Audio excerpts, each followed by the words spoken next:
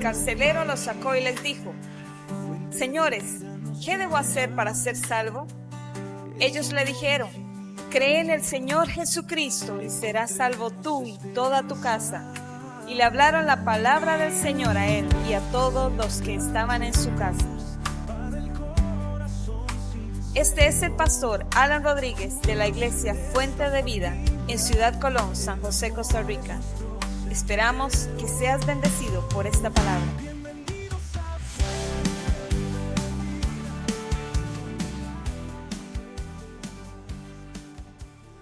Ahora sí, vamos a la palabra. Reciba como siempre la palabra en el Espíritu. Aquí solo queremos predicar lo que el Señor quiere que prediquemos o enseñemos. Para los que son más nuevos de estar acá o por primera vez, hemos venido predicando acerca de Abraham. Esta es la cuarta predicación acerca de Abraham. Empezamos en el capítulo 12 de Génesis, así es que les invito a que también vayan buscando en su Biblia, porque vamos por el capítulo 14. Y no es que vamos a ver todo Génesis, sino estamos viendo algunas historias importantes que nos enseñan demasiado acerca de un hombre de fe como Abraham. Pero también no solamente hemos visto sus cualidades positivas, sino también hemos visto algunas falencias de Abraham, algunas fallillas por ahí, y también para aprender, se aprende por cabeza ajena, eso es lo que se quiere, eso es lo que Dios quiere también en su palabra. Capítulo 14, vamos a leerlo, más bien, no vamos a leerlo todo, vamos a predicar a partir del versículo del 14, pero quiero hacerles una reseña de lo que viene hablando. Y voy a mencionar algunos versículos, o voy a leerlos, así, rápidamente. Vean lo que dice 14:1.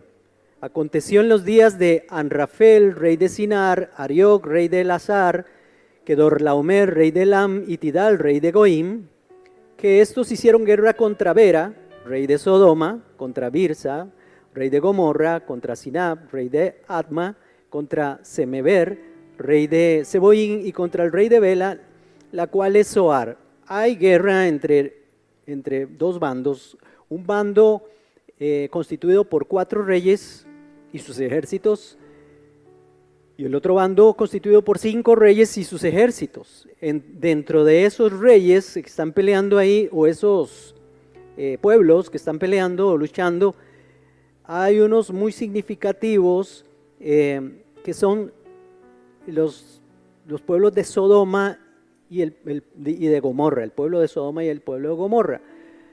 Aunque se cree y se piensa que no solamente Sodoma y Gomorra eran pueblos que aquí, por cierto, lo dice la palabra, que no agradaban a Dios, lo leímos hace 8 días, cuando vimos el asunto de Lot, en el capítulo 13,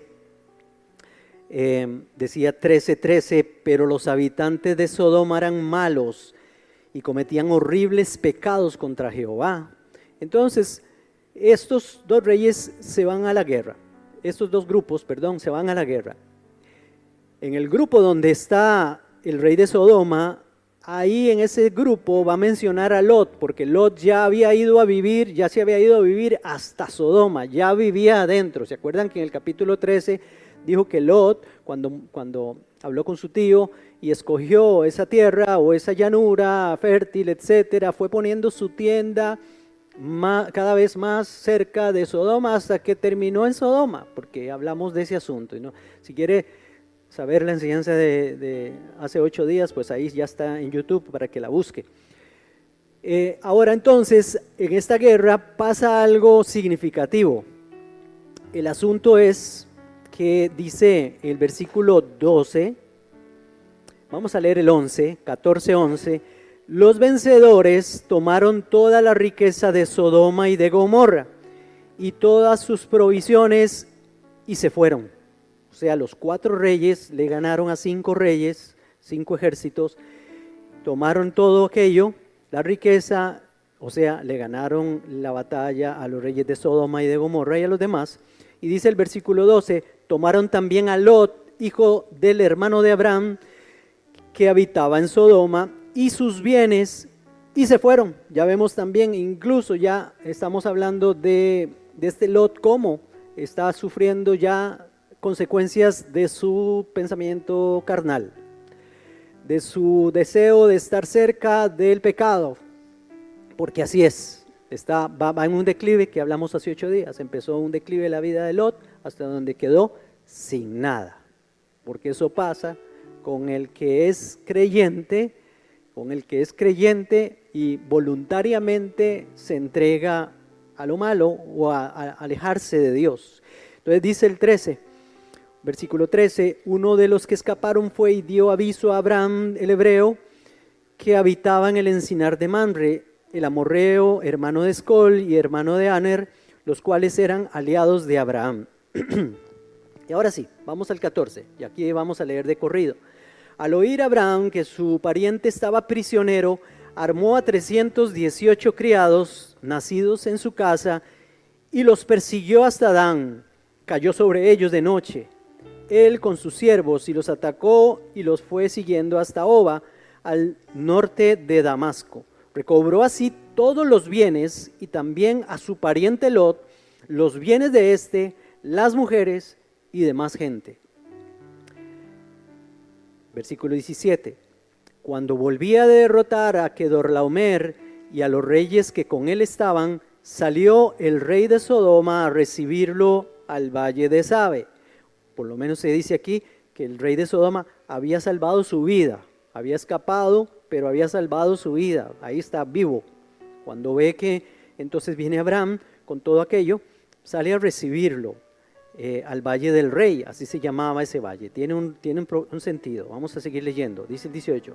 Entonces Melquisedec, rey de Salem y sacerdote del Dios Altísimo, sacó pan y vino y lo bendijo diciendo: bendito sea Abraham del Dios Altísimo, creador de los cielos y de la tierra, y bendito sea el Dios Altísimo que entregó a tus enemigos en tus manos. Y le dio a Abraham los diezmos de todo. Entonces el rey de Sodoma dijo a Abraham: dame las personas y toma para ti los bienes. Respondió Abraham al rey de Sodoma: he jurado a Jehová, Dios Altísimo, creador de los cielos y de la tierra, que ni un hilo ni una correa de calzado tomaré de todo lo que es tuyo, para que no digas: yo enriquecí a Abraham, excepto solamente lo que comieron los jóvenes, pero los hombres que fueron conmigo, Aner, Escol y Mamre, sí tomarán su parte. Bueno, ¿qué les parece si oramos al Señor para que nos hable a través de esta palabra? Señor, en el nombre de Jesús, toda palabra es buena, Señor. Y ya hemos leído lo que está aquí literal, Señor, lo que está escrito en estas páginas de tu palabra, Señor. Ahora, dígale al Señor: yo necesito que el mensaje que está aquí, y más que eso, más que lo que va a predicar el pastor, Señor, tú ahora lo dejes escrito en mi corazón y lo dejes escrito en mi mente, Señor. Por eso yo quiero decirte, Señor, preparo mi corazón y mi mente, mi alma, para que tú, Señor, siembres tus principios, las verdades bíblicas que están aquí, las verdades que necesito aprender, entender, Señor, y también todo lo que necesito afirmar, si es que ya lo conozco, Señor. Que todo esto, Señor, quede grabado en mi corazón para siempre y yo pueda también enseñárselo a los demás, Señor. En el nombre de Jesús, bendícenos con la enseñanza de tu palabra, Señor. Amén. Amén. El mensaje tiene un título. Vamos a ver. Dios da la victoria y merece toda la gloria. Bueno, para nosotros los que predicamos a veces nos cuesta plasmar en un título lo que queremos transmitir en un mensaje, más un mensaje que abarca tanta enseñanza como esta, pero vemos un tema central aquí, vemos a este, ¿cómo se llama? Abraham saliendo a una batalla impensable que cualquiera de nosotros seguramente hubiera dicho: no, es imposible yo con unos criados, es imposible yo que no soy hombre de guerra, es imposible sin armas tal vez, o sin armas específicas para guerrear, no sé, que salgamos a pelear contra 5 reyes que acaban de derrotar a otros 4. Estamos hablando de ejércitos contra ejércitos, ¿verdad? Seguramente hubiéramos pensado así, pero lo que vamos a aprender aquí es cómo la fe hace cosas maravillosas, produce cosas maravillosas, porque estamos hablando de Abraham, que es el padre de la fe. Así se le reconoce en el Nuevo Testamento, es un hombre de fe. Y me gusta ver esto porque, hermanos, aquí no estamos hablando del antiguo pacto, porque ni siquiera se había establecido el antiguo pacto. El antiguo pacto se estableció en el Sinaí con Moisés y el pueblo de Israel después de haber salido de Egipto. Aquí estamos hablando que mínimo son 500 años antes de que ellos llegaran al Sinaí, que Dios les diera las tablas de la ley y todas esas cosas que sabemos y conocemos. Aquí vemos a Abraham viviendo tantos años antes. Es un hombre que solamente, que se entienda lo que voy a decir con solamente lo que tiene es una relación con Dios personal, eso es. Por eso es tan significativo para nosotros y por eso en el Nuevo Testamento habla tanto de Abraham como un hombre digno de imitar, porque si queremos imitar a alguien es un hombre que viene saliendo de un lugar que se llama Ur de los Caldeos, donde solamente paganismo y cosas malas se practican, pero él sí creía en el Dios de los cielos, el que hizo los cielos y la tierra, el Dios de sus antepasados, el Dios de Noé, el Dios de Adán, el Dios de Set. Entonces vemos cómo sigue Abraham esa línea, respetando a un Dios. Él es monoteísta, no cree en muchos dioses y tiene una comunión íntima con Dios al punto de que se le llama amigo de Dios. Entonces todas estas cosas hay que tomarlas en cuenta antes de ver esto, porque vemos temas aquí importantes como la fe, como la guerra, y vemos cosas importantes como honrar a Dios como lo hizo él después de que ganó la batalla, ¿verdad? Ok, al enterarse de este cautiverio de Lot, entonces toma una acción inmediata Abraham, demuestra una fe madura, confiando en que Dios peleará por él y que Dios le va a dar la victoria. Esta fe genuina de Abraham lo impulsa a actuar con valentía, más adelante con generosidad, mientras confía plenamente en que Dios sí es quien da la victoria en todas las áreas de la vida. Y hay una primera parte aquí que es la que primero vamos a comentar y vamos a hablar y vamos a tocar, que es la parte de esta guerra, y no me voy a quedar mucho tiempo aquí por razón de la hora y el tiempo, pero lo primero que vemos es que hay una fe que actúa con valentía y que la victoria es de Dios. Vemos a un hombre actuando con valentía y Dios dándole la victoria, porque no hay de otra. Lo primero es que hemos sido llamados a libertar a los cautivos. Vieron el versículo 14, que cuando oyó Abraham que su pariente estaba prisionero, se armó con 318 criados en su casa y lo persiguió. ¿Con cuántas personas? 318 guerreros. No eran soldados, no tenían una carrera militar ni nada de eso, ni siquiera Abraham. No, eran criados, habían nacido en su casa, eran hombres que eran pastores de ovejas y cosas así. Eso es lo que hacían. Pero él entendió que este principio, y nosotros es el principio que tenemos que aprender hoy, que Dios nos llama a libertar a los cautivos, como Lot estaba en cautiverio, no solo en cautiverio por esta guerra, sino también un cautiverio espiritual. Venía saliendo de Sodoma y quiere Abraham quiere que Lot entienda que ahí está para él, que como familiar cercano está para ayudarlo en todo momento, y seguramente Abraham estaba esperanzado. Yo me imagino, ya esto es una conjetura mía, no lo dice la Biblia, pero yo me imagino que Abraham estaba pensando, sí, tal vez ya Lot escarmentó y tal vez después de que vayamos por él y lo rescatemos y vea este gran milagro que Dios va a hacer, decida volver tal vez a estar conmigo otra vez. No, pero salir de ahí, de ese lugar tan feo donde fue a meterse, porque esa gente lo que hace es ofender a Dios, nada más. Nosotros fuimos llamados a libertar a los cautivos, eso dice la palabra de Dios. Jesús fue uno que vino a libertar a los cautivos, así dice la palabra. ¿Qué hacemos nosotros cada vez que sabemos que un familiar nuestro, donde usted se da cuenta que un familiar suyo que está en cautiverio, que está prisionero, ¿qué hace usted? ¿Tiene usted esa carga que tuvo Abraham por ir a libertar a su sobrino y a la familia del sobrino, porque tenía esposa y tenía hijas, y también todos los criados que se había llevado para allá? ¿Qué hacemos nosotros? Creo que tenemos que tener un corazón como el de Abraham, pensar en aquellos que están en cautiverio. ¿Piensa usted en eso? Voy con lo segundo, porque quiero ir un poquito más rápido. Dios proveyó las mejores armas, ¿verdad? Él se armó, dice aquí, armó a sus criados, pero nosotros, hermanos, como creyentes, tenemos armas espirituales, y yo creo que eso basta, ¿verdad? Eso es obvio, lo hemos leído muchas veces en la palabra, que tenemos armas espirituales. Hemos hablado de la armadura de Dios, en algunos momentos hemos predicado de eso. La armadura es de Él, que es para que vayamos precisamente a libertar a los cautivos y precisamente para mantenernos firmes cuando vengan las acechanzas del diablo. La armadura de Dios, la verdad en Jesucristo, la justicia de Cristo, ahí lo van a tener. El celo por anunciar el evangelio de la paz, que es el calzado, la fe, que es un escudo que nos ha dado el Señor para repeler todos los dardos de fuego del maligno, esas cosas que nos vienen a la mente cada vez que nos levantamos un lunes por la mañana, ¿verdad?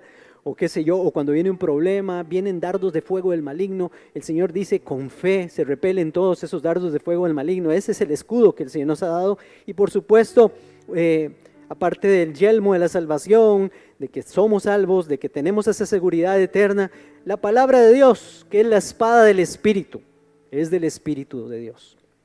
Cosas, armas que el Señor nos ha dado, implementos que el Señor nos ha dado para que nosotros caminemos la vida cristiana y vayamos a hacer la obra que Él quiere que hagamos. No nos dejó solos, nos dio su Espíritu Santo, nos dio su poder y nos dio toda esta indumentaria, que solamente es que Pablo tomó la figura de un soldado romano y cada una de sus partes para describirnos las características o lo que con lo que el Señor nos ha dotado a cada uno de nosotros como cristianos y que podemos poner en práctica nosotros estas cosas a través de la fe. Bueno, el punto número 3 aquí que tengo es que no es difícil para Jehová salvar con muchos o con pocos. Eso lo dice un versículo. Primero de Samuel capítulo 14 versículo 16, así lo dice literal.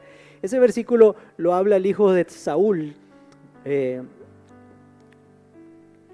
Jonatán o Jonatán, mejor decirlo así como está en español.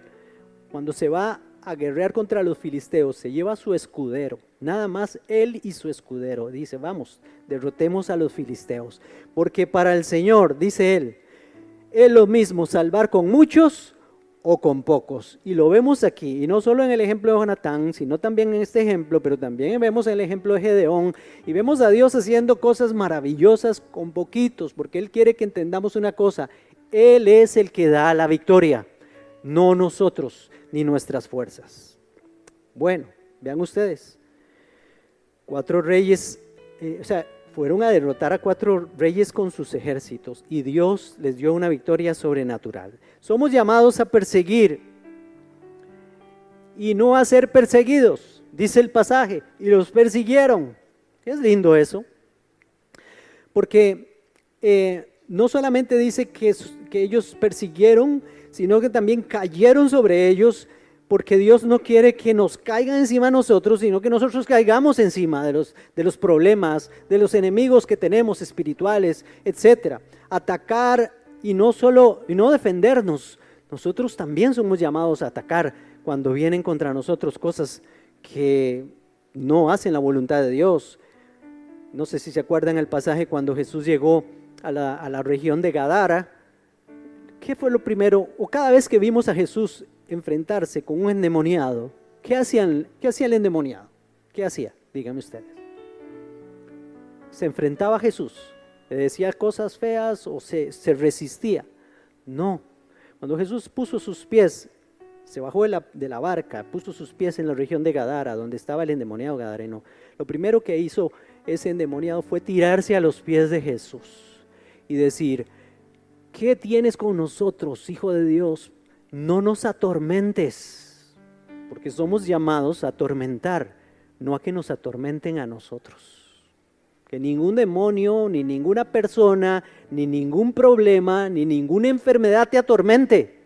Tenemos al Rey de Reyes y Señor de Señores, que gana con muchos o con pocos. El que nos da la victoria es Él. Él es más poderoso que cualquier cosa. Entonces, soy llamado a recobrar lo que el enemigo me ha robado, porque aquí pasó así. Abraham fue y sabía que se había pasado algo difícil, estaba pensando en Lot. Abraham lo que fue a rescatar a Lot y a su familia. No fue a defender al rey de Sodoma y digo, pobrecito, los reyes tan buenos que son. No, estaba pensando en su familiar. Y es importante, por eso les puse al principio, piensen en sus familiares, por lo menos pensemos en nuestros familiares, pensemos en los vecinos, pensemos en nuestros amigos que están en cautiverio. Somos llamados a libertarlos. Y ahora entramos aquí en la segunda parte, que es muy importante esta parte y creo que es muy importante porque, como les he dicho en algún momento, cada vez se encuentra uno más en redes sociales, gente que es detractora del diezmo. Los detractores del diezmo sacan miles de argumentos o tratan de hacerlo al punto de decir, incluso decir, es que Abraham diezmó a Melquisedec, y ahorita vamos a entrar más directo en el tema, diezmó a Melquisedec, porque es que Abraham era un pagano, y allá en Ur de los Caldeos eso es lo que hacían los reyes de allá pedían que les trajeran sus diezmos, y entonces Abraham aprendió esa costumbre, y por eso lo vemos haciendo eso. O sea, ¿quién dijo eso? ¿Dónde dice la Biblia eso? No, más bien yo veo que la Biblia me está enseñando aquí otra cosa. Entonces les digo esto porque es importante que sepamos, porque es un principio que está en la palabra de Dios antes de que exista la ley de Moisés. Lo vemos aquí, 500 años antes de que exista la ley de Moisés, ya vemos a alguien que es nuestro padre de la fe, Abraham, y ejemplo para nosotros, haciendo algo espontáneo, haciendo algo en obediencia y en agradecimiento, que Dios lo permitió que quedara aquí para que nosotros entendamos ese principio. Pero vamos a ir en orden. El hombre de fe es generoso con Dios. Nos habla esta segunda parte. Estamos hablando a partir del versículo 17 en adelante. Dice lo primero: pero el rey de Sodoma salió a recibirle. Después de la batalla y después de la victoria de Abraham y de recobrar todo, el primero que le sale a recibir, ¿quién es? El rey de Sodoma. Nada menos y nada más que el rey de Sodoma. ¿A quién va a representar aquí el rey de Sodoma? Al pecado, al maligno, al diablo. Porque cada vez que nosotros tenemos una victoria o una bendición de Dios o Dios hace algo en nosotros o por medio de nosotros, el diablo se quiere robar la bendición. El diablo va a querer llevarse algo de eso o todo. Debemos saber que después de que Dios te bendice, el primer interesado en quitarte la bendición es el rey de Sodoma. No, ¿ustedes creen que es casualidad que esto haya pasado aquí y que haya quedado escrito que apenas vino Abraham, el primero que le sale al encuentro es el rey de Sodoma? Dice el versículo 17, pero cuando brincamos entonces nosotros al versículo 21, entonces dice: el rey de Sodoma dijo a Abraham, dame las personas. No sé si le pusieron atención. Le dice, dame las personas y toma para ti los bienes. Y entonces Abraham le responde: jurado Jehová, el Dios altísimo, creador de los cielos y de la tierra, que ni un hilo ni una correa de calzado tomaré de todo lo que es tuyo, para que no digas, yo enriquecí a Abraham. Porque debemos saber que más que nuestros bienes, el rey de Sodoma está interesado en su alma o en las almas en general. Dame las personas. ¿Por qué? Era un depravado y su ciudad era una ciudad depravada. Y lo que pensaban era de continuo el mal y solo en el pecado, y la carne los mandaba, los dominaba, estaban gobernados por la carne, por la lujuria y por muchas otras cosas más. Por eso está pensando en gente. Dame la gente a la que... Él quiere atraerte por medio de las cosas materiales, por medio de la carne, para que luego Él quiera ganar tu alma. Depende de cómo le respondamos a Él, porque Abraham es un ejemplo de cómo respondió. Y aquí nos vamos a quedar un momento. ¿Cómo le responde Abraham al rey de Sodoma? ¿Cómo se le responde? No te necesito para nada. No te necesito. Es cuando vienen esas, ¿cómo se llama? Esas invitaciones, tal vez a que usted haga cosas que no tiene que hacer con lo que Dios le ha dado. Yo recuerdo que, para hablar de un ejemplo a la inversa, yo cuando no me había convertido, ya había empezado a leer la Biblia y todo, pero todavía daban en mi mente y en mi corazón y en mi carne vueltas un montón de cosas que yo había querido. Estamos hablando de que tenía 19 años y yo decía, yo quiero, porque tenía moto, a mí me había comprado como 3 motos diferentes y yo decía, yo quiero comprar un carro porque yo cuando tenga un carro, ahora sí, papá, monto ya varias chicas y nos vamos de fiesta, ¿verdad? Yo quería un carro para eso lo quería. Resulta que, hermanos, cuando compré mi primer carro, yo creo que tenía 20 años, me ha costado 150,000 colones. Es que así costaban los carros antes, ¿verdad? No se extrañen, no es que no servía para nada, no, algo servía. Oiga, compré el carro, ¿y a dónde creen ustedes que fue el primer lugar que fui con ese carro? A la iglesia. Y después yo decía, Señor, ¿qué cosas tenías en la mente? O sea, lo que yo quería para ir a pecar, irme de fiesta y toda esa cosa, lo cambiaste en bien, porque Él mientras yo estaba ahorrando para comprarme ese carro y todo, Él estaba cambiando mi corazón, cambiando mi mente, cambiando mi manera de pensar, estaba sembrando su palabra en mi vida, y cuando llegó el carro, monté a mi hija y a mi esposa y vámonos para la iglesia.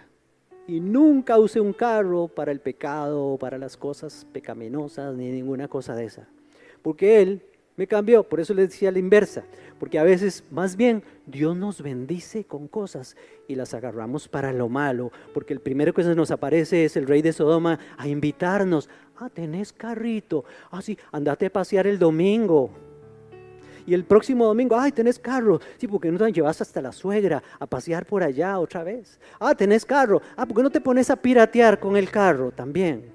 Tenés carro, es que por poner el carro de ejemplo, pero cualquier otra cosa que tengamos, una casa o cualquier bendición, un trabajo, ya tenés lo que tanto le habías pedido a Dios, una profesión o aquel trabajo donde te pagan bien, y ahora que Dios ve a ver qué hace, porque ya yo no vuelvo, ya obtuve lo que necesitaba y lo que le había pedido tanto a Dios. El rey de Sodoma es el que primero aparece, que no se lleve la bendición. La fuente de mi riqueza, así se le responde al rey de Sodoma, al diablo. La fuente de mi riqueza es el Dios de nuestro Señor Jesucristo, no tú. Yo quiero vivir tranquilo, sabiendo que todo lo que tengo y lo que soy, se lo debo solo a Él, nada más. La fe entonces rechaza ganancias que comprometen la integridad. Abraham aquí se está negando a aceptar riquezas de ese rey de Sodoma porque no quería que nadie excepto Dios recibiera el crédito por su prosperidad. Solo Dios puede recibir el crédito por la prosperidad nuestra. Su decisión muestra su compromiso con la pureza y la dependencia total de Dios. Cualquiera hubiera dicho, ya me hice más rico todavía. Usted sabe el botín que pudo haber alcanzado con esa victoria, ganarle a 4 reyes y todo lo que habían sacado de los otros reyes. Entonces confía en Dios, Él suplirá tus necesidades de una manera íntegra. Confiemos en el Señor, Él nos va a bendecir, no se desespere, no se ponga a hacer cosas que no son lícitas, no se ponga a hacer cosas que comprometan su testimonio solo porque usted cree que mañana no va a tener que comer. No, haga la voluntad de Dios y sígalo. Pero ¿quién es? Ahora sí, vamos a entrar en donde yo quiero ir entrando. ¿Quién es este Melquisedec que menciona aquí el pasaje a partir del versículo, vamos a ver, el versículo 18? Dice, entonces Melquisedec, rey de Salem y sacerdote del Dios Altísimo, sacó pan y vino y lo bendijo. Bendijo a Abraham, diciendo, bendito sea Abraham del Dios Altísimo, creador de los cielos y de la tierra, y bendito sea el Dios Altísimo que entregó a tus enemigos en tus manos. Ve, incluso Melquisedec está dando por hecho de que el que había entregado a los enemigos en las manos de Abraham fue el Dios Altísimo, y le dio a Abraham los diezmos de todo, de todo. Ok, vamos primero con Melquisedec. Y yo le invito, que si usted tiene Biblia ahí y está leyendo, busque Hebreos capítulo 7. ¿Por qué Hebreos capítulo 7? Porque, hermanos, el mejor intérprete de la Biblia es la Biblia misma. Y entonces, en el Nuevo Pacto, en el Nuevo Testamento, en el Nuevo Pacto, porque eso habla mucho, por cierto, en la carta a los Hebreos, de este Nuevo Pacto, el autor de esta carta, que no se sabe quién es, en el capítulo 7 está explicando algunas cosas, y dentro de las cosas que está explicando quiere dejar en claro que existió un personaje llamado Melquisedec en tiempos de Abraham, y que ese personaje Melquisedec era un rey y era un sacerdote, y que su sacerdocio, el sacerdocio de Melquisedec en ese tiempo, es superior al sacerdocio de los levitas que vinieron muchos años después. Porque el autor de esta carta lo que quiere enfatizar es que no tenemos que, que los hebreos de la carta no tienen que centrarse en el antiguo pacto, y que el sacerdocio de los levitas es el sacerdocio más importante y perfecto, sino que hay uno superior, es el sacerdocio según el orden de Melquisedec. Y entonces él quiere decir en esta carta, en toda la carta, que el sacerdocio de Jesucristo es según el orden de Melquisedec, porque se basa en un pasaje que está en los Salmos para decir, este salmo habla de Jesús, mi hijo eres tú, yo te he engendrado hoy, y también dice, serás sacerdote para siempre según el orden de Melquisedec. Eso está enfatizando aquí el autor de la carta. Y entonces dice incluso que cuando Abraham diezma a Melquisedec, los levitas que todavía no existían, Leví ni siquiera había nacido y le faltaba mucho por nacer, porque Leví iba a ser un bisnieto de Abraham, que él lo que quiere decir es que Leví, la tribu de Leví, que recibe los diezmos de todos, incluso ellos mismos que estaban en las entrañas de Abraham, los levitas o Leví también diezmó a Melquisedec. Entonces está diciendo, el sacerdocio de Melquisedec es más importante, porque aún los levitas que estaban en Abraham diezmaron cuando él diezmó. Ya lo vamos a leer, vamos a verlo literal. Entonces, vamos a leer capítulo 7, versículo 1. Este Melquisedec, rey de Salem, sacerdote del Dios Altísimo, salió a recibir a Abraham, que volvía de la derrota de los reyes, y lo bendijo. A él asimismo dio Abraham los diezmos de todo. Melquisedec significa primeramente rey de justicia y también rey de Salem. Esto es, rey de paz. Nada se sabe de su padre, ni de su madre, ni de sus antepasados. Está hablando de Melquisedec, ¿verdad? Ni tampoco del principio y fin de su vida. O sea, está diciendo, no se sabe de dónde nació, de dónde salió, pero tampoco se dice que haya muerto. Eso es lo que está diciendo este versículo 3. Y así, a semejanza del Hijo de Dios, permanece sacerdote para siempre. ¿Qué está haciendo el autor de la carta aquí? Por inspiración del Espíritu Santo, está dejándonos más información de la que aparece en Génesis 14. Nos está explicando todavía más acerca de este Melquisedec, quién es y qué hizo. Versículo 4. Considerad pues cuán grande era está hablando de Melquisedec, que aún Abraham, el patriarca, dio diezmos del botín. Si esta fuera una costumbre pagana, como dicen algunos, entonces el autor de la carta no hubiera mencionado, ni siquiera hubiera mencionado esto. Más bien está diciendo, está avalando la actitud de Abraham. Está diciendo que un hombre de fe hace esto, es generoso con Dios. Y entonces dice, ciertamente los que de entre los hijos de Leví reciben al sacerdocio, tienen mandamiento de tomar del pueblo los diezmos según la ley, es decir, de sus hermanos, aunque estos también sean descendientes de Abraham. Pero aquel, y pónganle atención a estos versículos, pero aquel cuya genealogía no es contada, está hablando de Melquisedec, de entre ellos tomó de Abraham los diezmos y bendijo al que tenía las promesas. Ahora, si esto hubiera sido una costumbre pagana y a Dios no le hubiera agradado, este Melquisedec tomó los diezmos, los recibió, no le dijo, no, ¿qué estás haciendo? Lo que estás haciendo está mal. No, eso no se hace. Eso es de la ley de Moisés, ni siquiera había ley de Moisés. No, él lo recibió.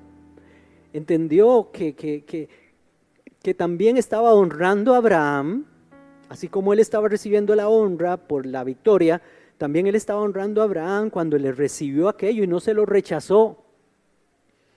Sigamos leyendo. Vean lo que dice, versículo el 6. Pero aquel cuya genealogía no es contada de entre ellos, tomó de Abraham los diezmos y bendijo al que tenía las promesas. Y sin discusión alguna, el menor es bendecido por el mayor. Melquisedec es mayor. Y aquí ciertamente reciben los diezmos hombres mortales, pero allí uno de quien se da testimonio de que vive. Oiga este versículo, póngale atención a este versículo. Pero aquí uno de quien se da testimonio de que vive. Voy a leer el 9 y dice, y por decirlo así, en Abraham pagó el diezmo también Leví, que recibió los diezmos, porque aún estaba en las entrañas de su padre cuando Melquisedec le salió al encuentro. Centrémonos en ese versículo 7. Porque es importantísimo ese versículo 7. Lo que nos enseña ese versículo 7. Se los voy a leer en otras versiones y las van a tener ahí. Bueno, primero voy a devolverme un poquitito para ir en orden. Ok. Este Melquisedec, dice la Biblia aquí que él es rey de justicia. ¿Quién es rey de justicia en la Biblia? Jesucristo. Dice que también es rey de paz. ¿Quién es el príncipe de paz? Y dice que rey de paz porque es rey de Salem, porque Salem es la antigua Jerusalén, de ahí viene la palabra paz. Luego dice que es sacerdote del Dios Altísimo para siempre. La misma carta a los Hebreos está diciendo que Jesús es sacerdote para siempre. Acerquémonos confiadamente al trono de la gracia. Ahí está el sacerdote, Jesucristo, el sumo sacerdote. Él es más grande que Abraham, más grande en autoridad. Está diciendo que este Melquisedec es más grande que él. Y bendice con pan y vino. Acabamos de celebrar la cena del Señor, donde recordamos que hay alguien que con pan y vino representó, con pan y vino, y nos bendijo con su sangre y con su cuerpo. ¿Qué creen que está diciendo el autor de esta carta aquí? De que el que se le apareció ahí a Abraham fue el mismo Jesucristo. Vean lo que dice el versículo. Ahora sí vamos al versículo. Tenemos entendido de que este Melquisedec es el Señor Jesucristo de una forma que los teólogos le llaman una cristofanía, o tal vez se le puede llamar una teofanía. Es una manifestación de Dios a través de Jesucristo, porque la manifestación visible de Dios es Jesucristo. En el Antiguo Testamento se manifestó aquí y se ha manifestado muchas veces como el ángel de Jehová, porque por eso no es extraño de que ahora se presenta como uno llamado Melquisedec. Voy aquí, Hebreos 7:8 dice, y he aquí ciertamente los diezmos, reciben los diezmos hombres mortales, pero allí uno de quien se da testimonio de que vive. Esa es la Reina Valera. Les voy a leer la Nueva Traducción Viviente. Dice, los sacerdotes que reciben los diezmos son hombres que mueren, así que Melquisedec es superior a ellos porque se nos dice que sigue viviendo. Sigue viviendo, Melquisedec sigue viviendo. Si este Melquisedec no fuera Jesucristo, entonces dígame dónde vive Melquisedec para ir a conocerlo, porque dice que todavía vive. ¿Sí o no? El que está hablando aquí, el autor de la carta, está diciéndonos, ese era Jesús, y al que llegó a diezmarle a Abraham fue al mismo Jesús que le dio la victoria. Voy a leer otra versión, nueva versión internacional. Dice, en el caso de los levitas, los diezmos los reciben hombres mortales. En el otro caso, los recibe Melquisedec, de quien se da testimonio de que vive. Les voy a leer ahora en la traducción del lenguaje actual. Los sacerdotes que ahora reciben la 10ª parte de lo que ganamos son personas que algún día morirán. Melquisedec, en cambio, sigue vivo, porque la Biblia no dice que haya muerto. ¿Lo están viendo ahí? Les voy a leer otra vez este versículo. En cambio, sigue vivo, porque la Biblia no dice que haya muerto. La Biblia no dice que haya muerto Melquisedec. ¿Por qué? Porque Melquisedec es Jesucristo. O porque, mejor dicho, porque Jesucristo es Melquisedec ahí manifestándose. Voy a leerles, Dios habla hoy. Dice, aquí en esta vida los que cobran la 10ª parte son hombres mortales, pero la Escritura habla de Melquisedec como de uno que todavía vive. Entonces, ¿cómo reaccionó Abraham cuando Jesucristo salió a recibirlo? Eso es importante.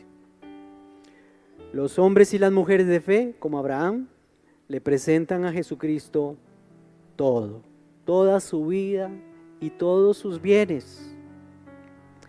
Porque los detractores del diezmo dicen que el diezmo es de la ley, pero no es así. Lo que nos está enseñando el Antiguo Testamento en el pasaje que leímos de Abraham y lo que nos está enseñando ahora el Nuevo Testamento, que especifica el nuevo pacto, el autor de la carta a los hebreos, es que eso no es del antiguo pacto, no es de la ley. El diezmar es de hombres y de mujeres que tienen fe y están agradecidos con Dios. ¿Por qué? Vamos a ver. ¿Por qué diezmó Abraham? Porque reconoció que la victoria es del Señor. Todo lo que les voy a decir aquí es que está ahí en el pasaje.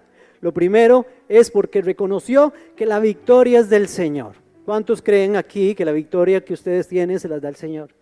Sí, pues nada podemos ganar nosotros. Porque reconoce que la victoria también no solo es del Señor, sino también sobrenatural, como pasó aquí en el caso. Y también porque reconocen que Él nos da las fuerzas para todo. ¿Sí o no? Que usted se levantó hoy de la cama solo porque Él le dio fuerzas para levantarse.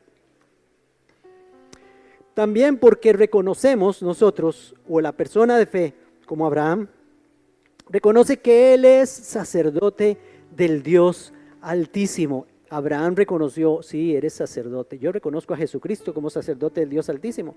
Porque también reconocemos que Él es más grande, como Abraham reconoció que Dios es más grande que yo. Yo soy nada más una migaja, Dios es todopoderoso. Porque reconocemos que Él es Rey de justicia. Porque sí, Él nos dio su justicia al llevar nuestros pecados en la cruz, nos dio su justicia, ahora nos hizo justos. Y Él es Rey de justicia, el único justo. Porque también reconocemos que Él es nuestro príncipe de paz, ¿sí o no que lo dice la Biblia? En el Antiguo Testamento también en Isaías.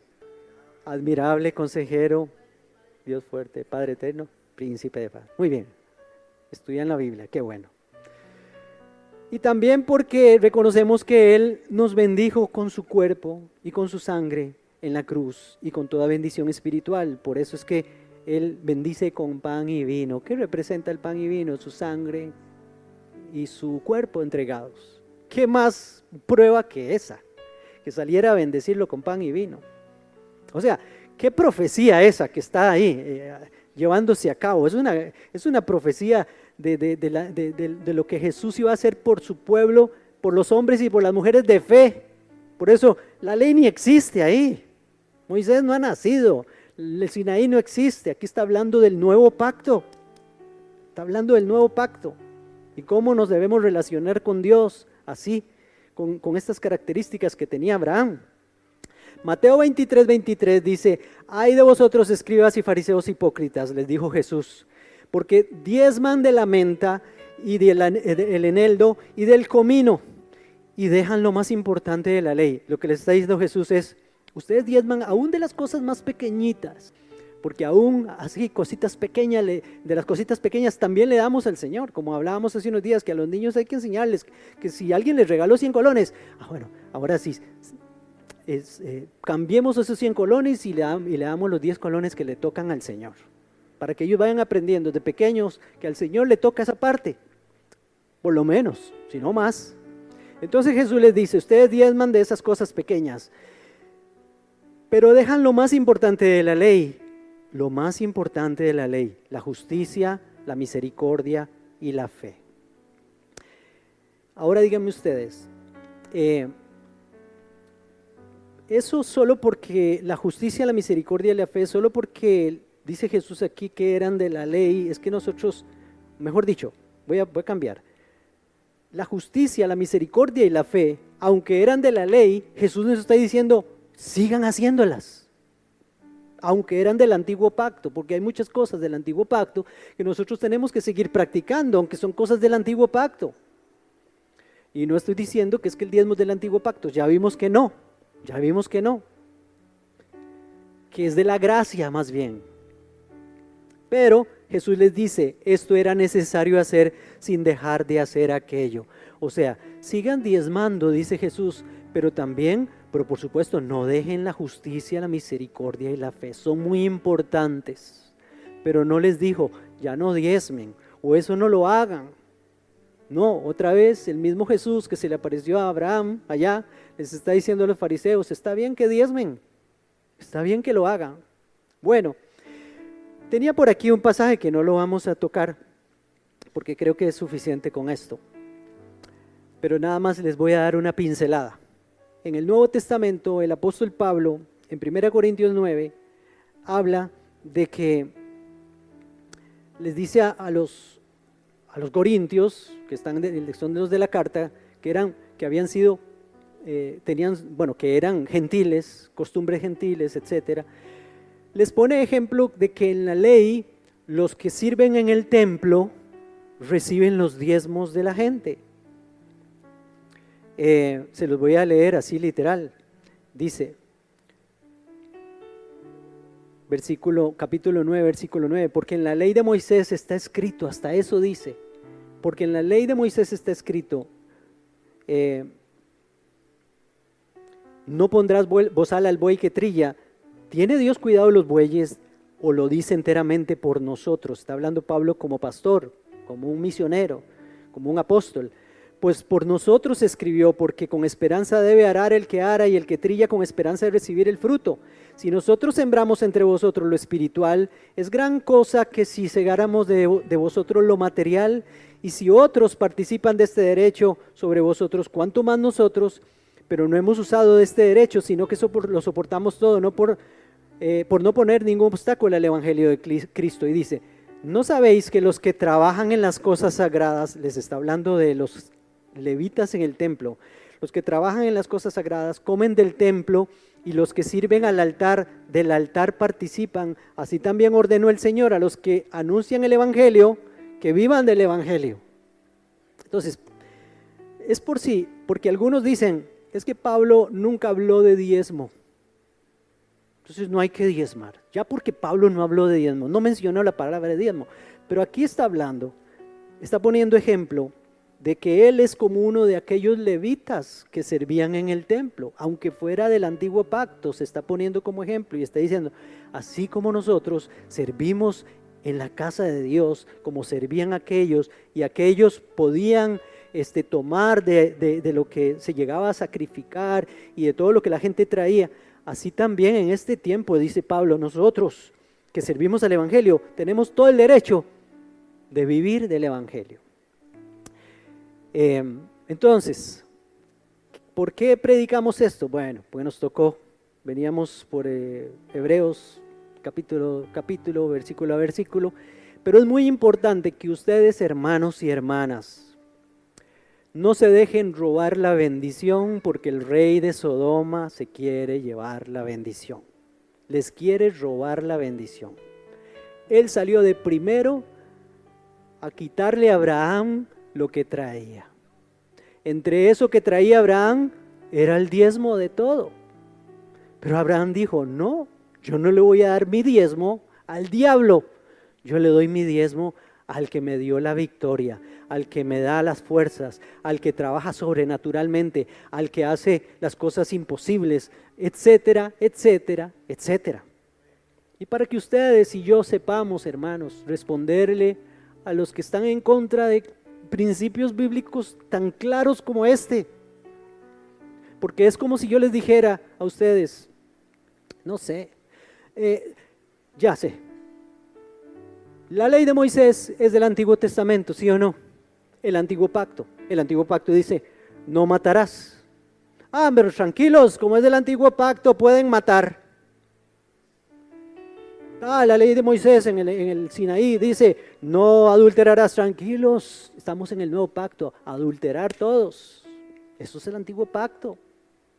La ley de Moisés dice, entonces, dicen los detractores del diezmo, como es de la ley de Moisés, el diezmo, ya no diezmen, eso es de la ley. ¿Se dan cuenta de lo que está pasando? No importa si está en la ley, el principio se mantiene, porque lo vemos incluso desde el desde el Nuevo Pacto que está anunciando a Abraham al darle a Melquisedec aquello. Y ya lo vimos en la carta a los Hebreos, nos dejó bien claro que ese mismo Melquisedec era Jesús. Entonces, termino con esto. El título del mensaje: porque Dios nos da la victoria y Él merece toda la gloria. Porque Él nos da la victoria, Él merece toda la gloria. Bueno, oramos. Padre amado, gracias, Señor, porque entendemos, Padre, que los hombres y las mujeres de fe dan con generosidad, porque tuya es la victoria y por tanto tú mereces toda la gloria, Señor. En el nombre de Jesús, gracias por tanta enseñanza, Señor, que nos das. Yo, Señor, quiero ser fiel. Yo, Señor, quiero entender, quiero asimilar y quiero quitarme encima todo prejuicio mundano o como sea, todo prejuicio de la carne, Señor, que me ha coaccionado y me ha impedido que yo sea un diezmador, Señor, y te dé a ti por lo menos una parte de todo lo que me has dado. Perdóname, Señor. Pero gracias por la enseñanza de tu palabra. Gracias porque esto es bueno para mí, para mi familia, bueno para todos, Señor. Hemos hablado siempre, Señor, y hemos creído, Padre, como tu palabra nos enseña, que no te damos para que nos des, te damos porque ya nos diste, porque nos diste la victoria. Primero nos diste la victoria como Abraham, Señor, y nos diste justicia, tu justicia, y nos diste tu sangre derramada en el Calvario, y derrotaste al diablo, Señor, como pasó en este caso, Señor. Y luego, Señor, te damos, porque ya nos diste primero. Ese es el principio. Recibe de nosotros toda honra y gloria y todo lo que tenemos que darte, Señor, porque tú eres bueno. Perdónanos, Señor, si hemos creído que te vamos a dar para que nos des. No, ya todo nos lo has dado, Señor, todo, toda bendición espiritual. En el nombre de Jesús, te damos la gloria y la honra a ti, Señor, por los siglos de los siglos. Amén y amén. Vengan todos aquí, fuente de vida nos llama, en su amor infinito encontremos esperanza. Sus puertas siempre abiertas para el corazón sincero. Juntos en esta familia, el amor es nuestro sendero. Bienvenidos a Fuente de Vida, donde el alma siente paz. Cantemos juntos de alegría, tu hogar al final hallarás. Luz divina nos guía, fortaleza en cada día. Con fe y armonía, aquí se encuentra la alegría. Bienvenidos a Fuente de Vida, donde el alma siente paz.